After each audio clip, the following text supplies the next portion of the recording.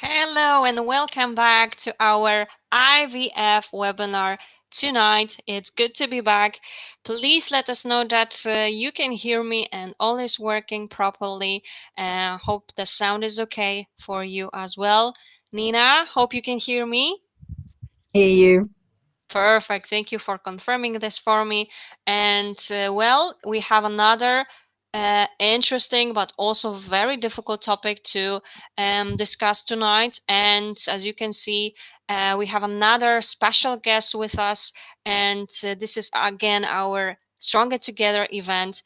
And I would like to introduce you to our guest, and that is actually our partner actually as well, because I just want to remind everyone that all the events that are brought to you, they are not possible to be able to schedule them, etc., simply without the help of those ambassadors and partners. And with us tonight we have Nina Barnsley. She is the director of the Donor Conception Network, and Donor Conception Network is one of our partners, and you can see all of those ambassadors and partners right here on the screen as well. So thank you so much, Nina, for joining our Stronger Together initiative. It's a pleasure to have you here. And as I mentioned tonight, we do have a very challenging topic indeed. And I'm sure many of you have been wondering. And so the topic of that is telling your child about their conception. So Nina will start off with her presentation on that topic. She will provide you with some tips. And of course, right after that, it will be time for your questions. And I am pretty sure you do have lots of questions. So all you will need to do is just simply type them in the chat section, and Nina will definitely answer them for you and help you out as much as possible. No doubt about it. And how are you feeling, Nina, tonight? Yes, fine. Thank you. Thank you very much for inviting us We are happy and to that have lovely you. introduction. Thank you so much. And that would be it from me. Just let me remind everyone that this is being recorded, and you will still have a chance to rewatch it. It will be uploaded within the next few days. And that is it from me at this point. And Nina, are you ready to begin with your presentation? I'm ready. Thank you so much. Perfect. Go ahead then. Okay, so the title of the presentation this evening is Openness. So obviously we're talking about openness around donor conception. And I'm going to focus on three components. So first of all, is it important? Does it matter? If it is important and is something you're planning to do, why is it so difficult for most people? And what can help? So hopefully I can give you some ideas and thoughts on what can make it slightly less difficult. Okay, so I'm just going to set the scene a little bit because I'm not quite sure who is watching. So it may be that some of you have already got children and that's why you've tuned in. But it may also be that some of you are thinking about donor conception. And one of the things that's sort of holding you back is how am I going to explain this? Is it normal? Is it okay? Do people do this and have, sort of successful families? And that the telling issue might be part of your question around that. So I'm just going to start off that if you're someone who's thinking about donor conception, you might want to just pause for a second and think, is this right for me if you're contemplating this on your own, or us if you're doing this as a couple? So you might want to think about whether it feels right for you as a single person, or you as an individual within a couple, and perhaps within the couple you're not both on the same page. That can be quite a common situation. I think for most people this isn't their plan A, and so there often needs to be a time for grieving for what can't be. So you're choosing this different way to have a family, and it was possibly not what you had originally imagined. And so there's a kind of process of letting go of what can't happen in order to make space for what can happen or could happen. And then connecting back to the idea of openness around donor conception, I think it partly relates to how you feel around the idea of difference, because it is a different way to have a child. And some people can feel very comfortable with difference. Some people feel very uncomfortable with difference. I think it also relates to how you feel about having those genetic connections and those family connections through genetic links. If they're very important to you, if they're less important to you, if they're very important to your family. And other questions you might want to consider is what this journey is for. So most of us, when we're going down the route of trying to have a child, a big part of it is we want to be a parent rather than necessarily wanting to pass on our genes or have a little mini version of ourselves or our partner. And it's perhaps trying to separate those two issues, because obviously if being a parent is more important than just having a mini me, a mini you, then that's going to frame the question around donor conception slightly differently. And I think it is worth, if you're at the start of the journey, just thinking about that responsibility of openness. We're going to talk a little bit about that, obviously, in this presentation, but just thinking about how does that make you feel? If it brings up a lot of anxiety, then it might be worth not rushing into this, and it might be worth just pausing and reflecting and spending some time building a confidence in what you're doing and the choices that you're making, rather than feeling that you have to rush forward with a decision. Okay, so as I've said, this is a different way to have a child, different way to become a parent, and some people feel very uncomfortable with difference. I think to set the scene with donor conception, we're trying to get the balance here between recognizing that genes are not everything. We know that from our families, from our friends, people that we feel connected to and very close to. It may have nothing to do with whether we're genetically connected to them or not, and we may have very close genetic relations that we don't get on with at all. But having said that, it's also important to remember that they're not nothing, they're not trivial, and for some people they can be more important than for others. It can be very difficult to let go of that genetic connection with a child, and that can be part of the reason why openness is so difficult, or can be so difficult for people, because what you're having to remind yourself of, or acknowledge or share with other people, is that difficult process that you've had to go through of letting go of that genetically related child. And so within that, there's often a lot of grief, a lot of sadness, and it's helpful to acknowledge that in order to be able to move beyond that and welcome a child that's going to come in, and even though it may not be the child that you'd originally envisaged. I think it's also important to remember that children's feelings can be different to parents. Obviously, a child may not even exist yet, or maybe you may be watching this and you have a very young baby or a toddler. It can be difficult to think that little tiny being is going to grow up into an adult one day, and those individuals will have their own experiences and their own thoughts and feelings, and so it's just worth sort of holding that in your mind as well. And perhaps one way to try to frame it is to think that the donor that you've used, or the donors that you've used, they're a key person in creating the family. You needed them. You will need them to create the family. But once they've created the family or helped in that creation, it's going to be your job to be the parent and to lead the whole family in its growth and development and progression. So whereas the donor might be one of many key people for the child in their life, in the family unit, and in their understanding of who they are, that it's sort of separating that out a little bit from being the parent.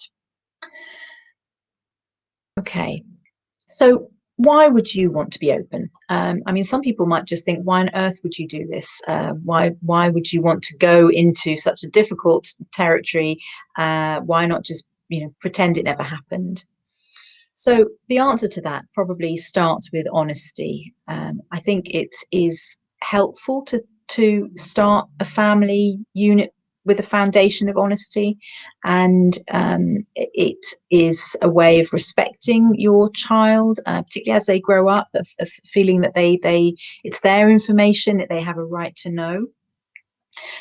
Certainly for young people who find out in teenage years or as an adult, particularly if they find out by accident, it can be a real sense of mistrust and betrayal. So, we certainly have heard from donor conceived young people who found out as adults, or as teenagers, things like, can I ever trust my parents again? And, what else have they lied to me about? And those sort of things can really rock the foundations of a family if you're not careful. And so that's the sort of thing you're trying to avoid. That's the situation you're trying to avoid by telling when you're in charge of the telling, and you can frame the story the right way, you can present it the right way, you can use the information that you had to use a donor as part of the whole family story. So it's embedded in the child's sense of who they are. And as they grow up, there won't be that moment of shock and change and having to recalibrate their sense of self. I mean, the other thing to say about openness is that actually it is far harder to keep a secret than people might think, particularly if they haven't had a child yet or if the child's very young. What often happens in families is that there's a lot of time spent talking about resemblance, who looks like who's got the same interests or talents.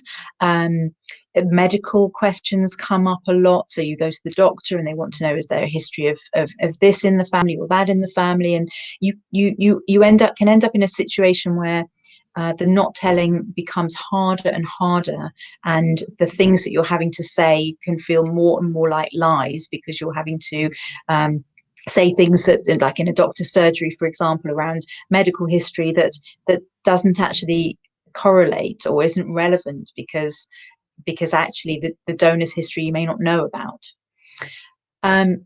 I think in terms of more positive reasons, the research that's been done shows that telling young children is a good model, that it's not harmful, and that actually young children can take the information on and absorb it perfectly well. And I think our families provide very good evidence that you can be open, and it can be very successful and a very useful way of starting that family story on a good footing, and not finding that you're ending up in situations that can be very uncomfortable later on down the line. So some of you might be using an anonymous donor. And so you might be thinking, well, that's fine if the child is going to be able to meet the donor or have information about the donor. Then, of course, yes, we'd want to be open about that. But our donor is going to be anonymous or is anonymous, and therefore, what's the point? So I think a lot of the reasons remain, even when you're using a donor who is unlikely to be traced by your child, should they wish to do such a thing. The starting point is still the same. That secrecy is an insecure basis for family life. I think even if the donor is anonymous, you're still, if you're not open about having used a donor, you're going to have to give an inaccurate picture of their medical history, and that could potentially cause problems if an issue does come up and then doctors are unable to do a proper diagnosis or treatment. We don't want all of that to get confused by misinformation about the genetic connections that the child has. Even with an anonymous donor, perhaps it makes no difference really. You can end up with children who look very different to their parents. You can have children who have very different temperaments or talents, and that can sometimes feel very uncomfortable, particularly if you're the only one who knows that the child is donor conceived. So every time you look at their curly hair, or the fact that they're really sporty, and you know that the donor was really sporty and you're not really sporty, something, whatever it might be, it can be another challenge to you in your sense of, am I really a parent here? Does this child belong with me? Are people going to notice? Whereas actually, if you're open about having used a donor, you can you can encourage those conversations through looks, temperament, and talents. Oh, maybe your donor had curly hair, or Maybe your donor was really good at swimming, and sort of celebrate that aspect that you've brought into this child's life, and those ingredients that you've brought into the child's life in a positive way. And just as a final point, most of you may have seen adverts for DNA tests on the web, on the television and all over the place. It's become sort of the go-to present for people at Christmas. Anyone who has, you give the person who has everything, you give them a DNA testing kit. So millions and millions of people now have done DNA tests and have put their DNA online. And one of the things that means is that people find out their genetic history.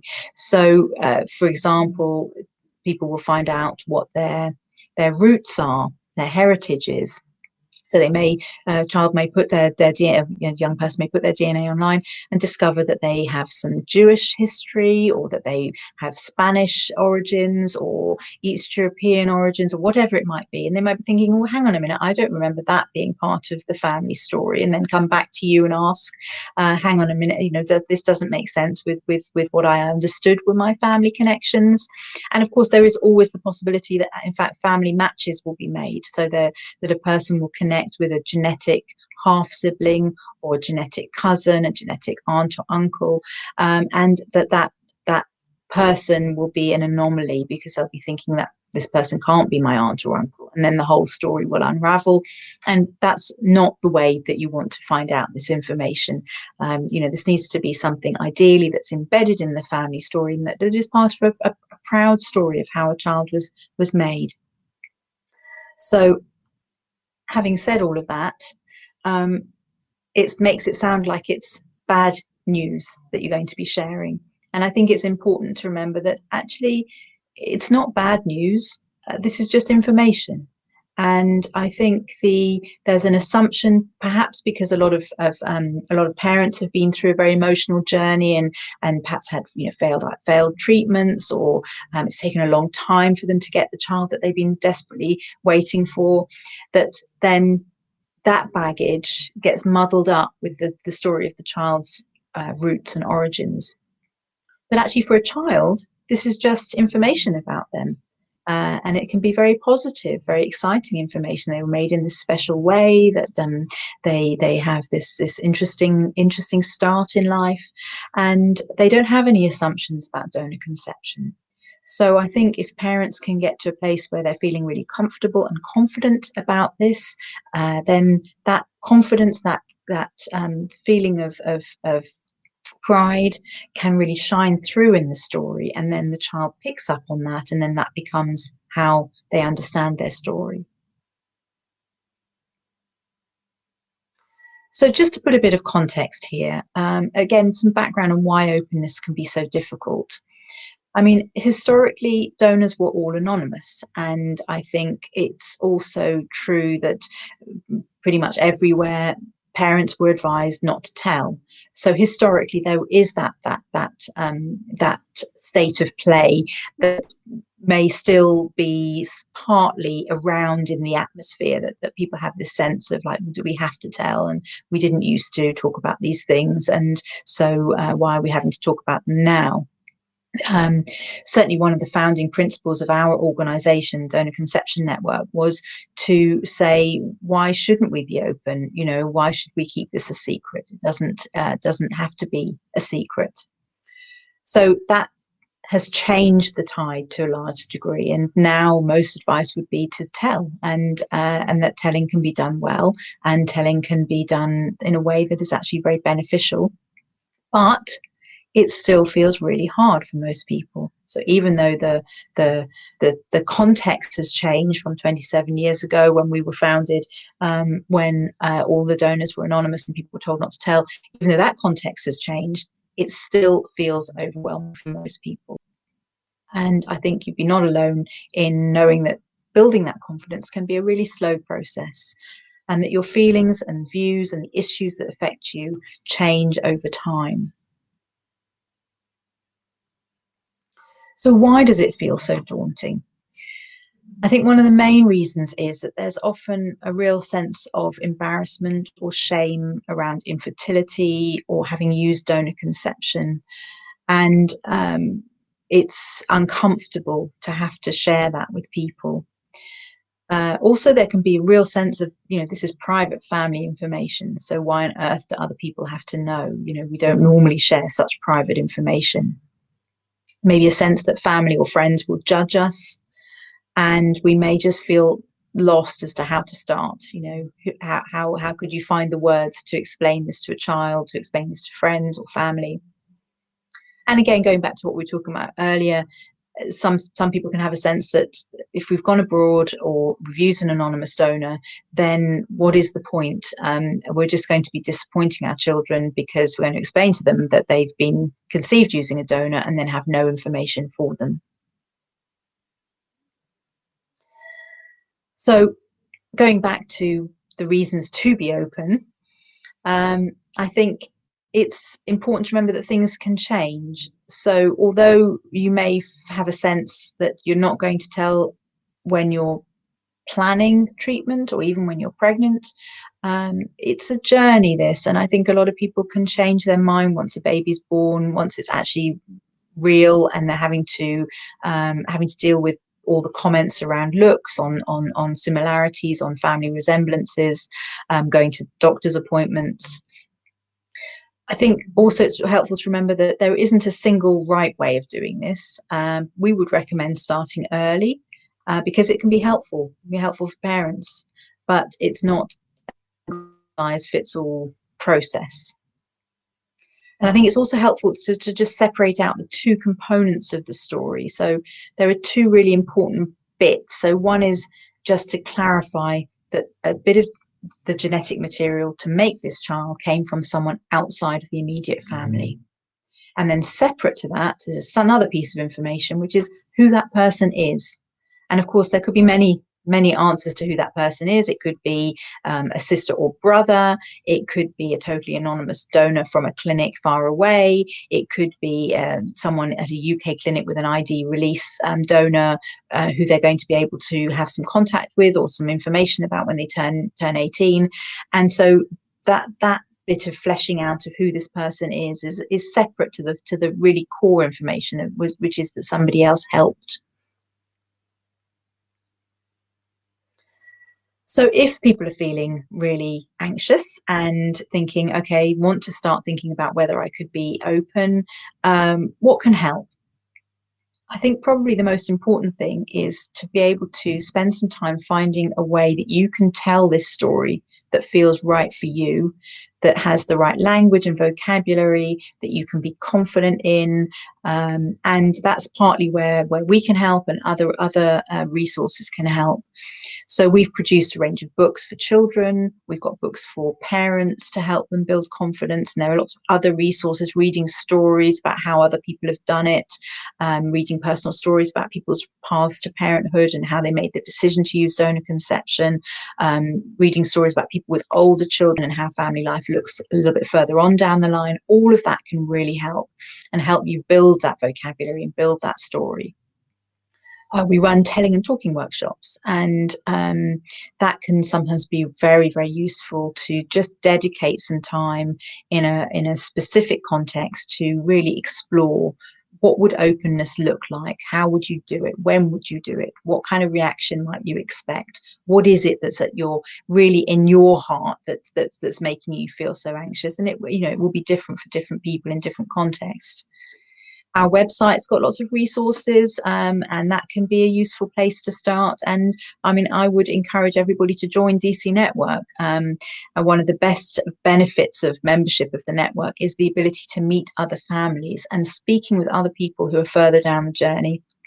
Meeting other families who've been open, who've got children, who've got older children, can really help with building confidence to think, okay, this is something that we could do.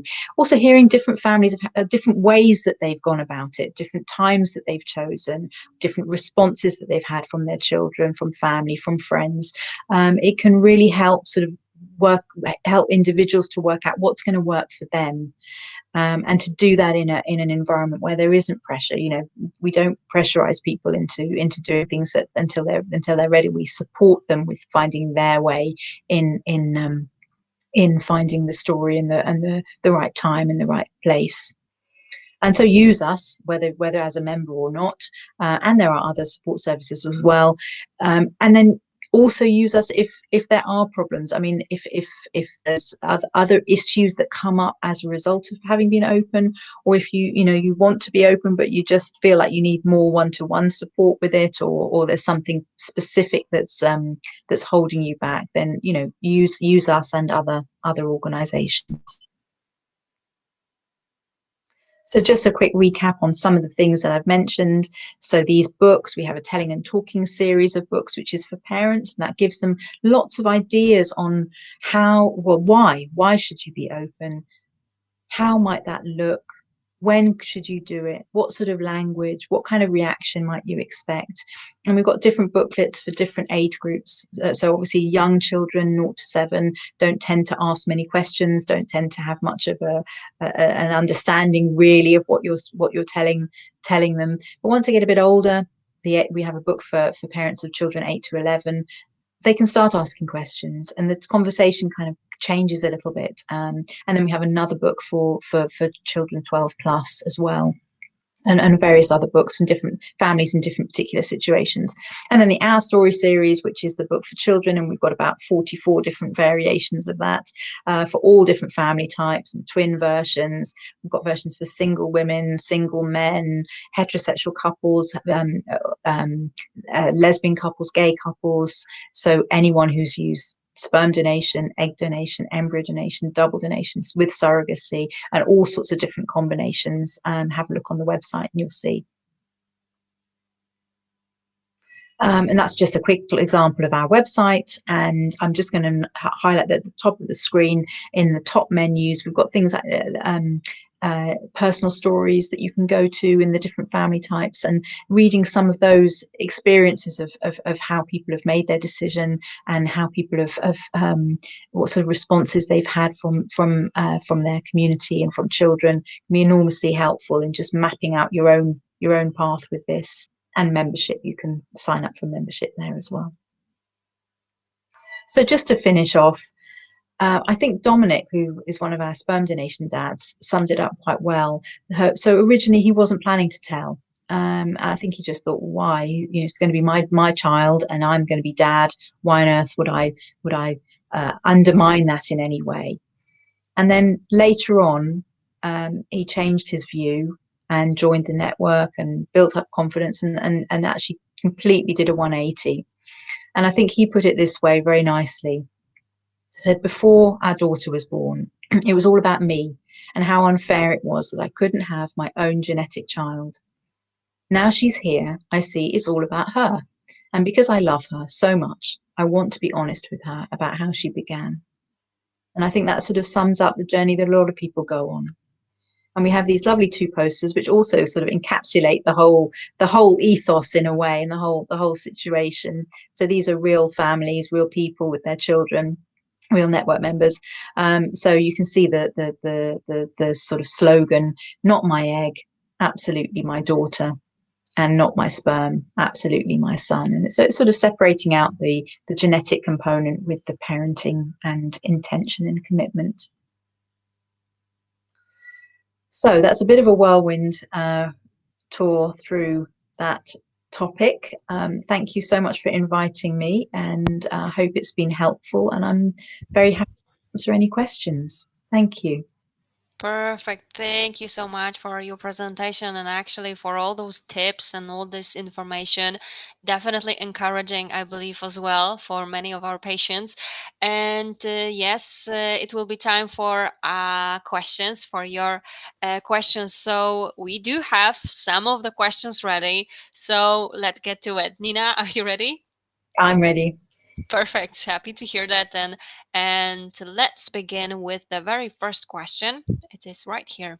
Can you suggest any literature that can assist with telling the child that they were conceived through a donor? You already showed some of those as well. Yeah, I mean, there are others. Other books are available, but the website. If you go to the shop on our website, it shows our books, and we do also stock other people's books. We have a small selection of other people's books that we recommend and sell. But I mean, I would the telling and talking series is for parents to help them build a confidence, for them to really understand why they're doing it, and to give them ideas on the when and the how. And then the storybooks, the Our Story books, are just very, very child friendly. That uses very simple language, a very positive language, and it's just telling the positive, lovely story of how this child was conceived. So I would put those two together. But as I said, there are other books, and I'm sure if you know Google, go to Amazon, other books will come up. Excellent. Thank you so much. And actually, so at what age would you start telling in that way? Okay, so I think it's first of all to say that there isn't a right and a wrong here. We tend to recommend to parents that they should start talking before the child gets to about 7, and ideally as soon as possible. Now, that isn't really for the child. If you're going to be talking to a baby or a 1-year old, a 2-year old, even a 3-year old, they're not probably going to understand much of what you're saying. And the reason that we recommend it is more for you as a parent. So it is much easier to talk to a child that doesn't understand what you're saying, um, while you're building your confidence in what you're saying and you're working out the story. You're saying it out loud. Sometimes for some people, the first time they say this out loud, it's enormously emotional. Can bring back all sorts of history of their journey, and IVF treatments and fertility treatments, or their desire for a child that never came, whatever it might be.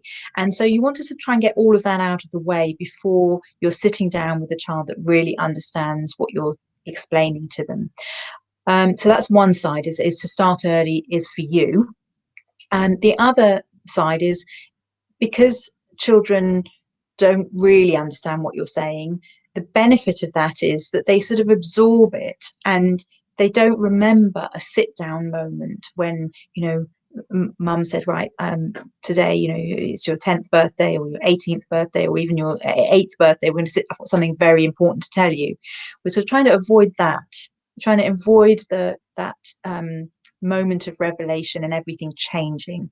You want it to be embedded in their sense of who they are from an early age. And what's very interesting is that a lot of our families where they start very early, they continue, nudging the story just gently along. And what they sometimes find is that they then sit down with their 7-year-old, who they've been talking to for many years, and they, tell the story again. And the story, it's clear that it didn't all fit into place at the time, but bits fit into place over time. So the 7-year-old suddenly understands a bit more than the 3-year-old did. Once they hit 10, they understand a bit more again. And once they get 15, they understand a bit more again. They start to sort of piece the jigsaw together. But you're having that as a continuous conversation that started early. So I suppose the other thing that I'd say is, I think there's our booklets and our workshops called Telling and Talking. So there's a telling moment the first time that you share this information. But actually, the important bit is the talking, because the conversation is just started at that point. And what you want is to create a nice, open environment in the family where this topic is clearly not taboo. This is not anything to be uncomfortable about, and children can feel happy to ask questions, to express their thoughts and feelings on it. And that's the talking part that carries on. So the age to start telling, I would just say as soon as you feel comfortable. Um, Earlier is better, but you've got to work out what that means for you, and then be ready to carry on the conversation. Sorry, very long answer to a short question. Perfect. Thank you so much. Actually, very important question. And so you can, I believe that we could talk about it for quite a longer time, We've got right? whole books on the topic, so yes. Exactly. Exactly. So thank you so much. And well, this is something that you have mentioned, but maybe you can add something. When does it stop being my story and start being the child's story? I'm not sure on who to tell when the child is young. Yeah, and that's a very good question. And again, sort of no straightforward answer. Um, I think you each family work out for themselves in these, particularly when children are young. I think it can be very helpful to imagine if your child said something out loud. So they said in a context, my mummy needed an egg donor lady to help have me. That who would it be really important that if the child said that knew and was able to respond in a confirmatory and positive way and say, yes, that's right, isn't that amazing? Rather than saying, don't be silly, what on earth are you talking about? So it might be helpful to just think about close other adults who have a close relationship with your child that you trust, and those people might be included in the sort of inner circle. I mean, I would definitely think of it as a family story rather than any individual's story. But I think as children grow up, and certainly maybe by the time they're going to secondary school, they might want to be more involved in the conversation about who gets told um, and how, and maybe being part of that. But I think it, it's it, it's worth it's worth sort of sort of building the key adults around a child, um, having the knowledge so that they can support the child in that story, rather than feeling that the child has to be protected from the story and protected from other people knowing. You know, it's yeah, I it's a difficult one, and different people will navigate that differently. It's certainly something that we do a lot of work on in the network for helping people work out who should know and who shouldn't know. Okay, I'm not sure that perfect. that answered this brilliantly. Well, thank you so much for that, and of course for that question as well. Those are definitely tough questions, but we are happy that it's possible to be able to discuss it tonight as well. Okay, well, there's another question up here. So, why do you attach such importance to donors when the recipient is in fact the biological mother and also shaping its whole education plus what is called epigenetics? I think that we would actually say that I would see that what that by being open, it's the opposite. So if you're very secretive about the donor, or never mention the donor, that in a way that gives them a more important role. It turns them into something that people can feel anxious about or frightened about, or they're hidden. Whereas actually being open, bringing them into the family story, and then giving them their place, their role, which is, you know, not insignificant, doesn't make them more important. I think it helps parents to then really own their parenting role, and absolutely to acknowledge their crucial role in having intended to have the child, having created the child, and raising the child, and all of that, that input. So I don't think we do put such importance on the donors. I think we just don't want to erase them from the story. That feels wrong, and it feels unhelpful, and it's maybe, you know, it's not honest in that way. So I think I would say we're not attaching an importance to them that's more than their importance, and it's just including them and then putting them in a context of the bigger family. All right, excellent. Thank you so much for answering that question as well. And next one is right here. I was thinking of having a photo frame with thank you and pictures of the donor in my child's room, but is this too much? Does it encourage them to fantasize about a father figure? Uh, Again, I mean, I don't want to be prescriptive, and it's individuals' choices on how they want to manage things. But I'm assuming that this is a solo mum. But either way, I think yes, I think the donor is not a family member in that way, so they're important they did an important thing, and the family can be very grateful for the important thing that they did, and the thing that they gave to help create this child, but they're not a parent, they're not a family member in that way. And so my I would be very cautious about doing something like this. I think yes, you could acknowledge them in some way occasionally, if it felt appropriate, but definitely, yeah, you definitely don't want them to think about this person as a father figure, because that's not what the donor has signed up for. The donor has signed up to contribute sperm in this case, to help someone else have a family, but they're not signing up to be a dad. So you definitely don't want to create that idea in a child's head. Um, Again, we have lots of solo mums in our network, and speaking with some of them might be helpful to work out how they've managed that. All right, perfect. Thank you so much again for that answer and advice, of course, as well. Okay, and so what are epigenetics and what part do they play in donor conception? So epigenetics, I'm not an epigeneticist or a scientist, so I'm speaking very much as a lay person. So epigenetics is the idea, as far as I understand it, that we all have our genetic makeup, and then those genes can be encouraged to express or discouraged from expressing depending on our environment. So the environment contributes to how we manifest as individuals, how our genetics play out, and that starts in the womb. So that starts as a pregnancy progresses. Everything that mum's doing will be influencing the embryo that's growing and the baby that's growing, and influencing the baby's genes. So they're not changing the genes to completely different genes. They may be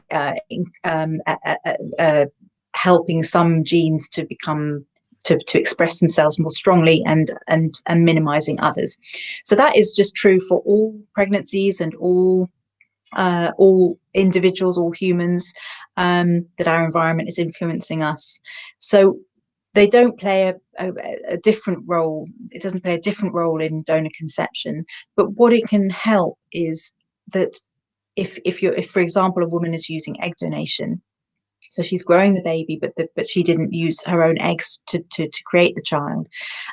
It can be a very empowering feeling to think that you're still influencing that growing baby, by what you're doing, by what you're eating, by how you're living your life, and that you're from that very early stage, you're sort of taking them in as yours. So it can be a very, very positive sort of idea to help bond, to help connect, to help feel like you're really taking ownership of this family. So that's how I would put that in context. All right, fantastic. Thank you so much again for explaining this again. And well, there is another question right here. So I know a few people who have used double donor as single women and found it harder to explain about the egg donor because they've carried the child. Any advice on how to think about such aspect? Yeah, I think that's very common. We see it with a lot of single women who've used double donation. That the sperm donation is sort of, they have to acknowledge that part, or and indeed lesbian couples who've used double donation, because obviously there isn't a man there, but they don't have to acknowledge the egg donor part, because that theoretically could be hidden. So I think the first thing to say is, it sort of goes back to what I was saying earlier on in the presentation. It can be very difficult to acknowledge that genetic link has been lost, um, and so that would probably be my starting point: is to just get people to think a little bit more about themselves, about how they feel about that, why it's so hard, what feelings it brings up in people, and to really acknowledge those and to explore those a little bit, because they're very real, and it's understandable that people would feel a sense of loss, maybe a sense of grief, maybe a sense of shame, um, maybe feel that people are going to judge their child more, and it's important to have time to kind of to express those things and to work through them. I still think, though, that it is important that children do know that they are double donor conceived, because of the things that I spoke about before. Because you don't want to get in a situation where you're in a medical context and you're giving, misinformation, or that they do a DNA test later on and discover it, or it comes out by accident in some other way. So you, it's worth thinking about how you might explain that.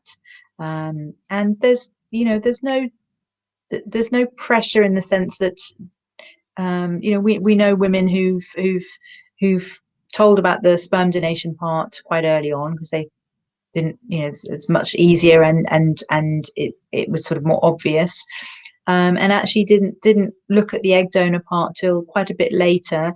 And some of them had very good reason to do that. They wanted to sort of make sure that they had the foundations of the family really really solid before they broached that, and also that they thought the child might not understand so much, or might be very confusing. So I think as long as you're still doing it while the child is young, as long as you're finding a way to do it where you feel ready and you've got the confidence to do it, and you've worked out a language for yourself, I think that it needs to be done, but you can separate out those two aspects if you want to. And we have a book for double donation children, so we can provide that language of how you can explain it, if women want to do it right from the get-go. Excellent. Thank you so much once again for your time with detailed advice, I guess, as well. Definitely useful, I'm sure. And let's have a look at the next question, which is right here. How much information about the donor would you share? I use a UK donor, so not anonymous, but I have limited information. These are great questions. um, Really. Okay, so yeah, this is a really tough one, actually, and I again, perhaps even more with this one, I think there's no right or wrong answer here. Um, I think it probably depends on how old your child is. So young children don't really need much information unless they're asking for it. So you could be led by the child. If the child's asking for information and you have that information, then it probably means that they're ready, and they're ready to hear the information. But young children, I think they don't necessarily need this.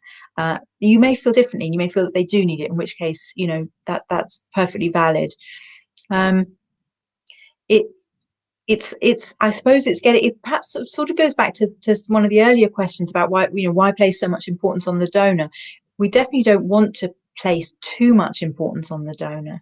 They're not a parent, and they're not going to have that family role in the child's life.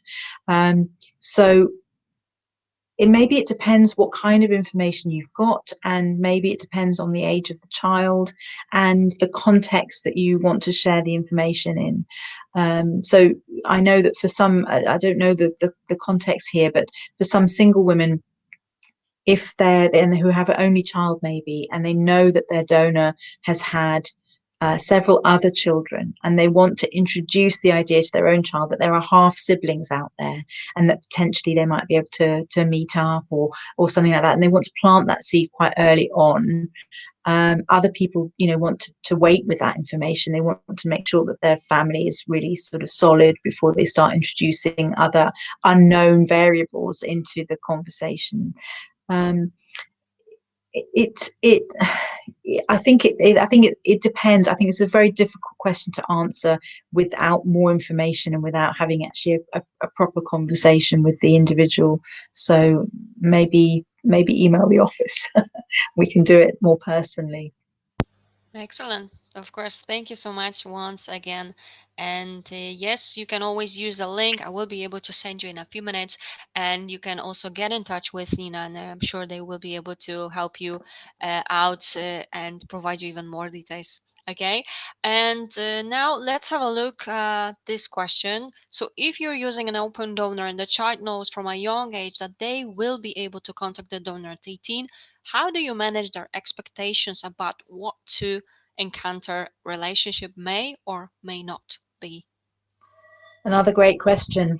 For sure, yes. Yeah, the great unknown, and how do you manage unknowns? It's not easy. Um, I think honesty is probably a good starting point, to just not overplay what may be out there.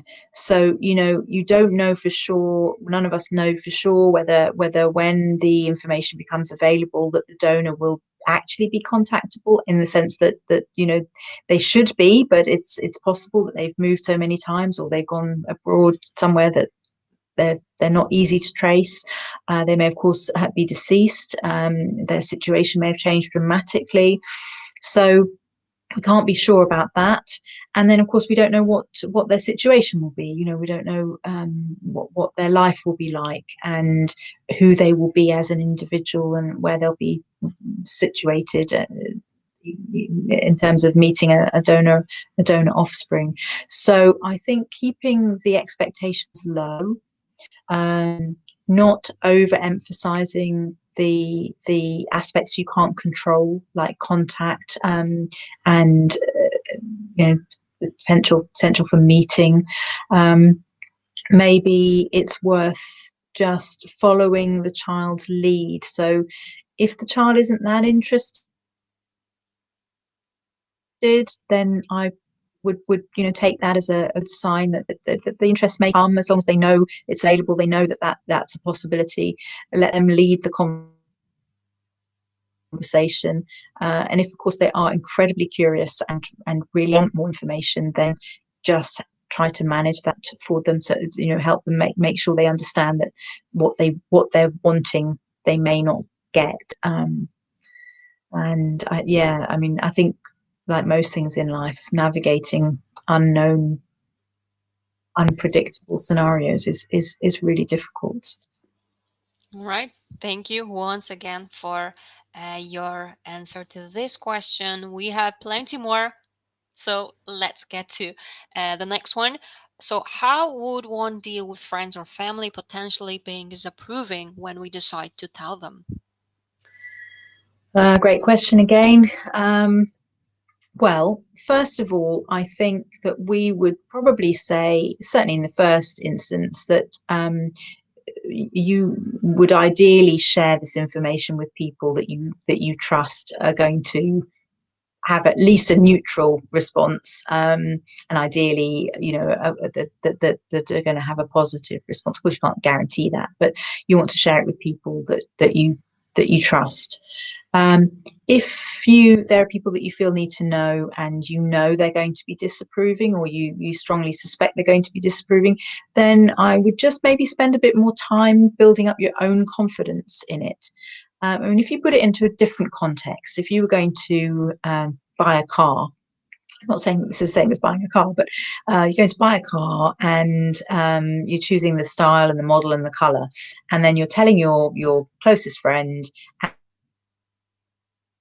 and that the car that you've chosen is a color that they hate, and a model that they think is rubbish, and you've done it all wrong. That's what they're going to think, but you love the car, you're happy with the car.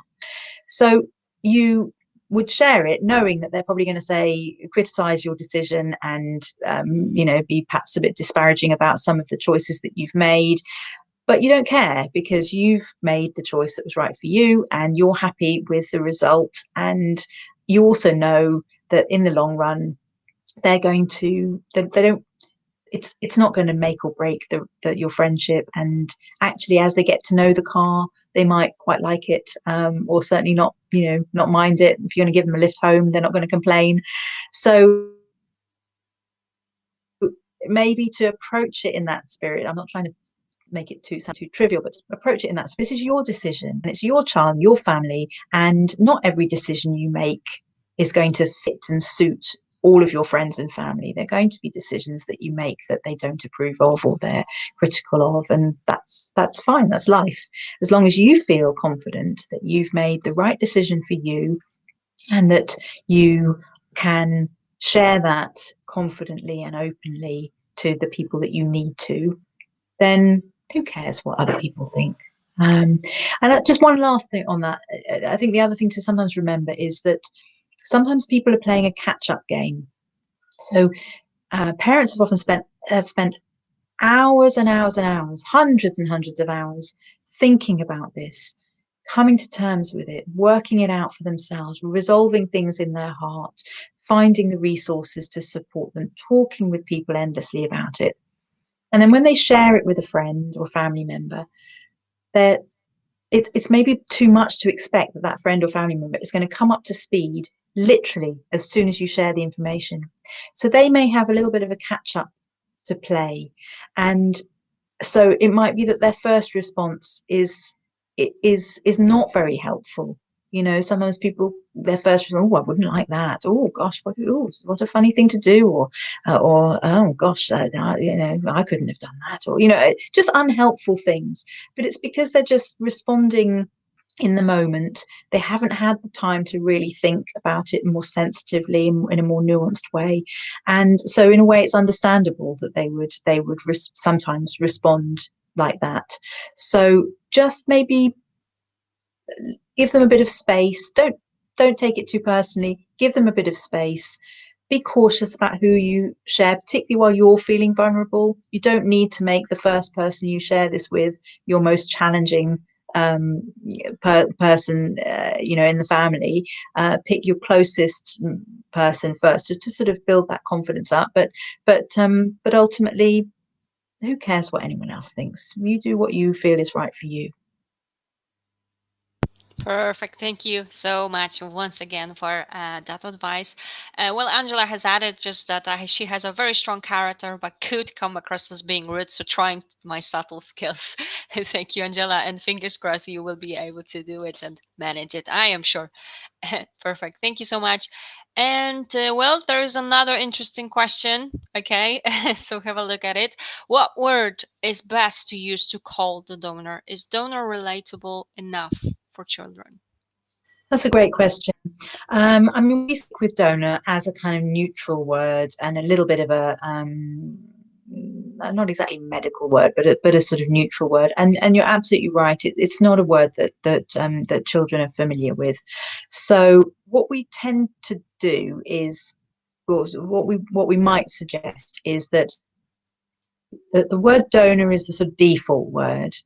When you're explaining what the donor is, that you might want to humanize them a little bit more. So it's clear that this is a person. So, you know, the donor man or the donor lady, the egg donor lady or the seed donor man. And then maybe follow the child's lead. And if the child wants to call them something else, I think as long as it isn't a family term like dad, that or mum, that you know you don't want to blur those boundaries, but you know, egg donor lady might be a way that a child might prefer to express it, and let them lead a little bit with that if that's what they feel. Some, you know, some children won't want to talk about this at all and the word won't even come up. Other children will be comfortable with donor, and some children will want to soften it and find a word that also that their friends can perhaps relate to more, because the word donor is not, you know, it's not a common word for children. So I think, yeah, you and have the conversation perhaps. You know, if you've got a child that's old enough that you think they might want to actually share that word, maybe they're old enough for you to say, like, is that the word you want to use? And you could offer some alternatives. We have a pack called Primary Schools Materials, which is aimed at children or parents of children 4 to 12, roughly. Has a whole lot of information and resources and guidance in how to manage that period of a child's life when they become more independent. So they're out of your control. They're either at school or nursery or with friends. So little ones tend to be with parents all the time, but once they get a bit older, they tend to be out and be navigating those conversations on their own a little bit more. So we develop those materials, and in that we have some suggestions of other language that children might find more comfortable when talking, particularly with friends, because the friends won't know what these words mean otherwise. Perfect. Thank you so much once again for that advice. And next question is up right here. So would you recommend to tell it only to family members and the child, of course, or also to friends? I mean, is there any advice to who I will tell and to who not to tell? Okay, so there are people who would be perfectly comfortable talking about this and probably every other intimate personal detail of their lives with literally anybody, the man on the bus, the woman at the bus stop, colleagues at work, everybody. There are other people who would really rather not talk about anything ever, even with their most closest friends and husband or wife. And most of us sort of probably sit somewhere in between. And I think you need to work out who it feels important for them to know in your circle, and that might be partly who you feel comfortable with, might be partly who you want your child to feel that comfortableness with, that they can be open and that that other adult knows this piece of important information. And the one thing sort of I would just to put a break on that one is to say that once you have told people, you can't untell them. So we would always sort of advise caution, or not caution exactly, but going slowly. So choose who you want to tell. Start with the people that are really closest to you and that you trust the most, and the people that have to know, or it's important to know, and then sort of work your way out of the circle from there, but only as you feel comfortable and ready. So it's very personal who we'd advise that you tell and who not to tell. And again, it's another reason for joining our network, for having contact with other families, for coming on a workshop. Those opportunities for those conversations can really help people work out who and when needs to know. Okay, amazing. Again, thank you so much. Okay, next question. Again, I would say quite interesting one. What if when the child become adolescent want to find genetic parent? To be honest, I wouldn't want to have a third person in my child life. And follow up is that could be confusing for some children. Yeah, no, absolutely. So I think uh, two things to say. So I think first off, that you need to be clear on who this who's inside this family circle, and then that information will be clear to a child, so they know who mum is, or mum and dad, or mum and mum, dad and dad, and who belongs, who fits. So then, yes, there's this other person, this donor, who has helped to create them, but they're in a different category. They're sort of on the boundary of the family, if they're in the family at all. So what that does is it just creates a clarity for the child that there's this unit, which is the family, and there's this person who helped make them, but that person's not in the family. Now, if as the child grows up, they become really curious and they would like to meet or have contact with their donor and potentially other genetic, might be half siblings, it might be other connections through that link, then that is their journey and that is their choice. And all I'd say about that is that in our experience, children, or young people and adolescents, adults, um, they're not looking for more parents. They're often not even looking for more family in the way that we might think of family. They're just curious about their heritage. They're curious about where they came from. They're curious about who these other people are, and they want to find that information. So it's not as threatening as it might sound. I mean, having said that, there are some donor conceived people who do very much see these other people as their family. They see their half siblings as their sisters and brothers, um, and I think ultimately that is part of the choice that's made when you choose donor conception to create your child. You are bringing in this other person, and your child does have some ownership over that. That they have to go on their own journey with it. And as a parent, I guess the role is to support them in what they need, and if that's what they need, that's what they need. But I wouldn't see it as having a third person in your child's life, in that it's not a third parent. It's a person that has some significance to your child, that has a very different role for them than you do as a parent. Okay, perfect. Thank you so much again for that for answering that very tough question indeed. Yeah, thank you. Okay, and there's another question here. So, how would you deal with a situation where the donor is anonymous and therefore the child has no information about the egg or sperm donor? Well, I think that you would just be honest about that.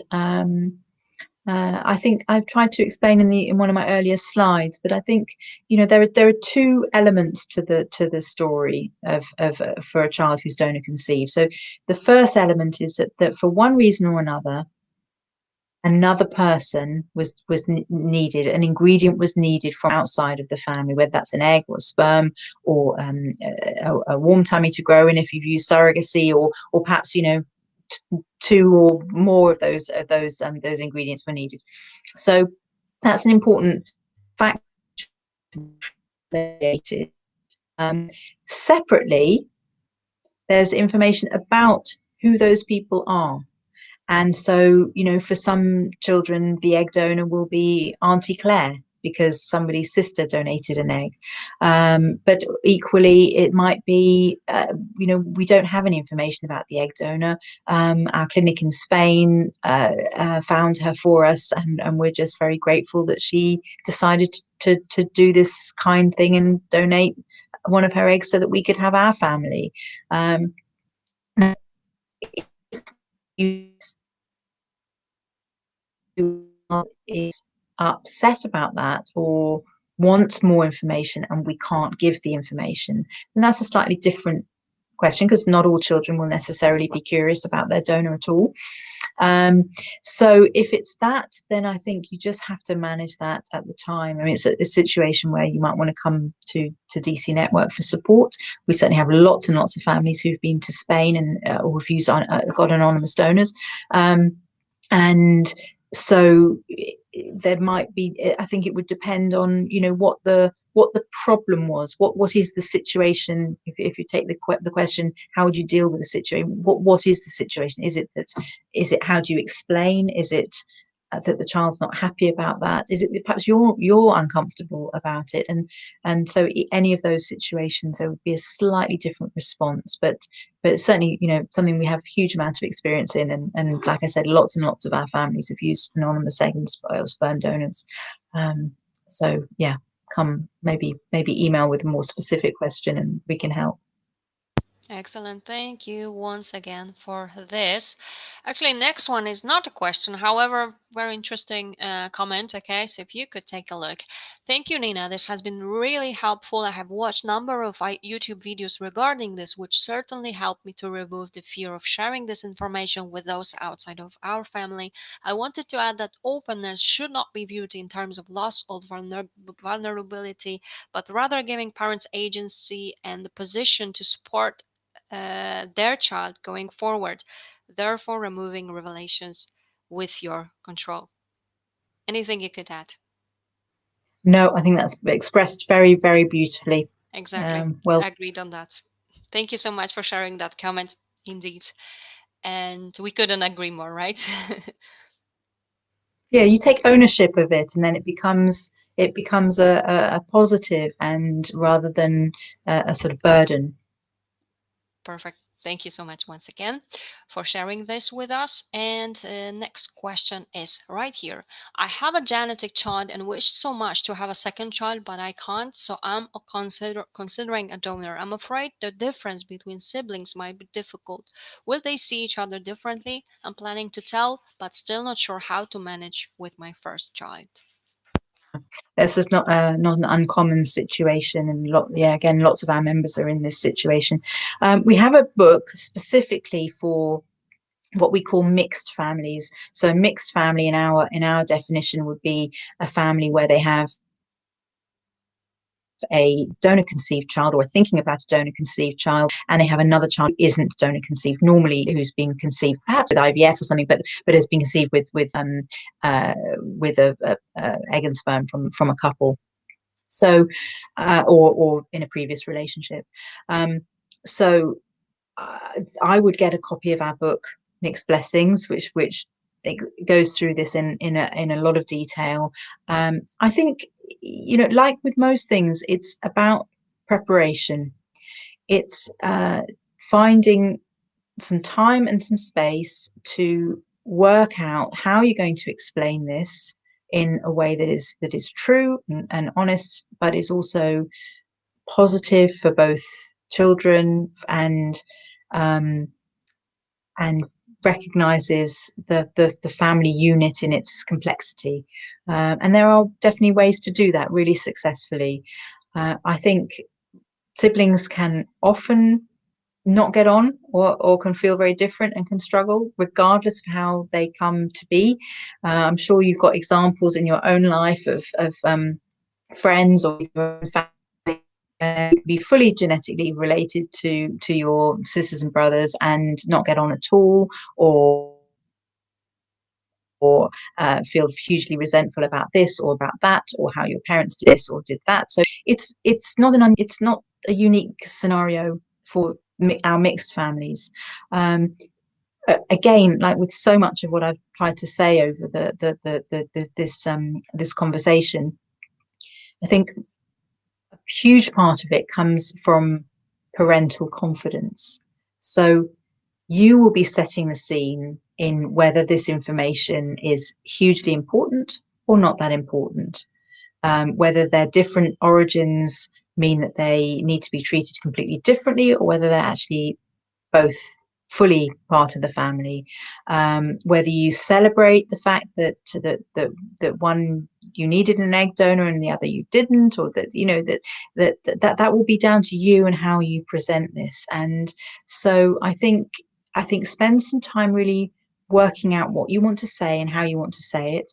Like I said, I would get one of our copies of our book. I would maybe contact the network, join the network, and speak to other mixed families, so that you can find a way that feels right for you to be positive and for both children about how they were made and how they joined the family. But it certainly is it can easily be done.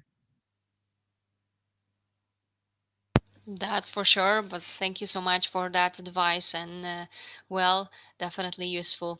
There are a few questions left, so we will be slowly finishing. So if you have any questions left, Just this will be like a final call for those questions, okay? So go ahead and type them in. And next question is right here. What are experiences in last 25 years? Did children from donor conception had problems with identity cause there was no genetic link, even though there is emotional? Did that information do some damage on their sense of self, and how to avoid that? Um, so I think that there certainly is evidence that children who were not told and who discovered, particularly if they discovered by accident in difficult circumstances, that they were not the genetic child of their parent, that did cause, for lots of donor conceived adults, that did cause problems with the sense of identity, because there was a change. Everything they thought was one way actually was not that way, and so um, there is some evidence, which is not to say that if you've got old children who haven't been told, there isn't a way to do it that can be very successful, because actually you can. But I think the unexpected disclosure can really cause problems. Now, sometimes children, even though they've been told from very early age, can still have some problems, and can have questions about it, or feel uncomfortable about it, or go through stages where they feel uncomfortable about it, or they find it challenging. They perhaps think, well, what does that mean? Who am I? Who's the donor? Who are my real parents? Those can be phases that children go through. It's unusual, but it's not unheard of. And so I think the way, I don't know whether you can minimize the risk. And I think being open and building that confidence in the family story from the start is really important in that, and minimizes that risk. And then second thing you can do is you can make sure that if a problem does come up, so if they do start to struggle, that you as a parent are open and strong enough to support them with that. So rather than it being a trigger that brings up all of your emotional baggage that you've suppressed and pretended wasn't there all of that time, that you've done the work on yourself, you feel ready and able to manage anything that comes your way. So then if a child is struggling, you're strong enough to deal with it. So those would be the two things I'd say: is openness from the start to build those foundations, and then make sure you do whatever you need to do to make sure you're a strong, confident parent that can manage whatever storms come. And what's interesting is we often say that for donor conception families, the storms probably won't be donor conception related, because you'll be so focused on that, so making sure that you got back all that bit right, that then it'll be something completely different that a child starts complaining about and having problems with, and it sort of blindside you because it wasn't what you were expecting. All right, excellent. Thank you so much once again. And next question is up here. With DNA testing in the registry, would you recommend taking the baby's test as early as possible to allow more time to gather information which can later be shared with your children? This is our consideration when as we are having anonymous embryo donation. Again, I think this is a really big question. Um, and I'll give some thoughts rather than an answer. I think it needs a bit of a more sensitive response. So first of all, if the embryo donors are anonymous, they're not expecting at this stage to have these connections made. So there's a little bit of there are so many players in this that whose needs need to be respected. So you might just want to pause on that to think about that. I'm not saying that you shouldn't do it, but obviously those individuals, they also have their own lives and their own wishes and intentions. Secondly, for a child, it's it's a difficult one whether parents should take that responsibility or whether they should leave it for the child to decide whether they want to go down that road. So I think if parents have got a very strong feeling that they want to take charge of this particular part of their child's life, then I would spend some time thinking about that, thinking about why and what you're hoping for, um, where there might be some downsides, where there might be some benefits, and making sure that you've sort of weighed all of those up, and that you'll feel like you're confident you're going to make a decision that's right for you. Um, and for some people, it'll be the decision to leave it and let their child at least be old enough to have a meaningful conversation about the implications of doing a test and trying to, with the explicit intention of trying to make those connections. Um, because I would also say that, remember, um, it's not what you go onto a DNA testing site to find may not be there, and maybe other things that you find that you weren't wanting or you weren't expecting. So, we know of donor conceived people who've gone onto DNA testing sites to find their donor, and they don't find their donor, but they find half siblings in other donor conception families, or they find an aunt or an uncle or grandparent. Um, so it's you will going onto that DNA testing site opens you up to all genetic family connections potentially.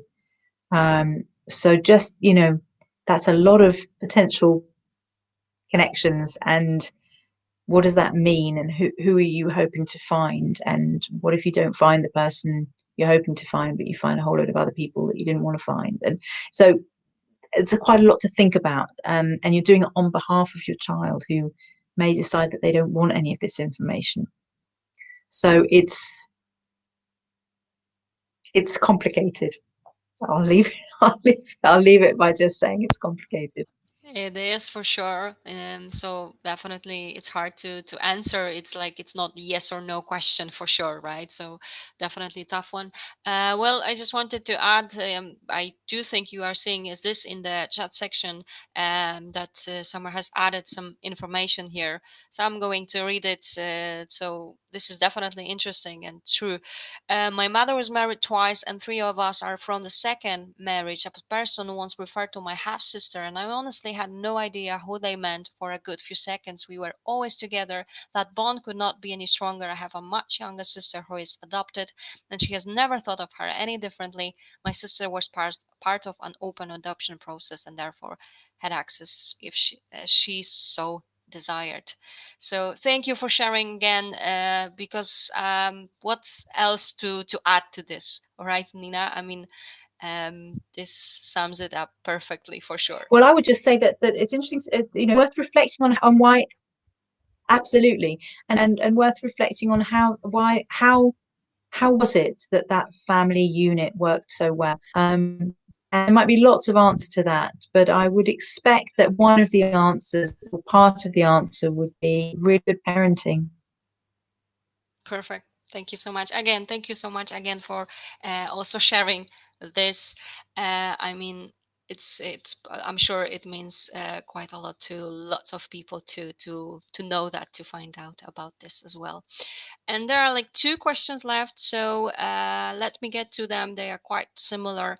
And so the first one is right here. So are there any potential problems for the child if you decide to be very open and tell openly to all? I feel very comfortable about the decision, but could my openness affect the child later on? Yes, you could.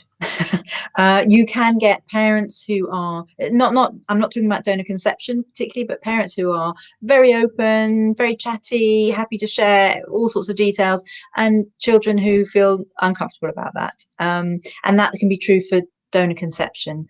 And it can be true the other way around. You can have parents who are very, very sort of introverted and don't really want to talk about things, and children who don't understand that and get really cross about it, and they want to talk to everybody about all sorts of family issues, and the parents feel uncomfortable about that. So this is quite, dealing with humans who have different needs and interests and ways of expressing themselves is always a bit complicated. So yes, there are potential problems if you're a very open person, you decide to tell lots and lots of people, and your child decides that actually they'd rather not so many people knew. But what do you do about that? You up to a point you can be sensitive, of course, and it's certainly if you have, if your child says, can you please stop talking about this, and you might think, okay, I'll stop talking about this. But ultimately it's a negotiation between two people. You need to do what you feel comfortable with and you feel is right as a parent, and then you will get feedback from your child whether that's working for them, and if it isn't, then maybe you need to adjust your behavior to some degree. But I think I would put it in the context of that's probably true for all families and all interactions in families. Um, so yes and no. Yes, thank you so much once again for that. Um, and well, it seems that this is our last question for today. As I mentioned, it's quite similar, but if you could add anything at all. In case of lesbian couples, the fact of donor conception is quite obvious. Is it a problem to be too open about this with people? Um, I would say not. I mean, in fact, what we tend to hear from our lesbian couples is sort of the opposite, is that they just find it exhausting that they have to constantly out themselves, because they'll be talking at work and they'll be talking about their children, and then their colleague will say, oh, I didn't know you had a husband, or oh, what's your didn't know you were married, what's your husband's name. There'll be the assumption that you have a male partner, and then you're suddenly having to explain not only the fact that you have children, but the fact that you have children means you have to then out yourself as being part of a lesbian couple. So actually, if you're feeling okay with all of that and not worried about being open in that way, then I don't think there is a too open. And again, a bit like with the previous question, if it is more around how a child's feeling, yes, who knows? Maybe your child will suddenly be acutely embarrassed about you as their parent, as often children are, and will want you not to keep talking about this all the time. And can you please not you know tell everybody all of our family business? In which case, you respond to that as you feel is right. But I think no, it sounds like you're in a great situation, and go for it. Excellent. Thank you so much again for this.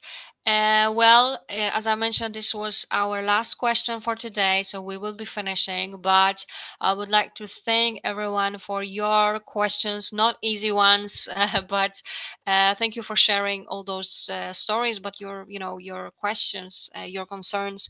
And well, Nina, you have been excellent. Thank you so much for answering. Those are not yes or no questions, so definitely thank you for the details, for your tips, for your advice. There are some Thank you for inviting me. That was there are really, some really great, and thank great you, question.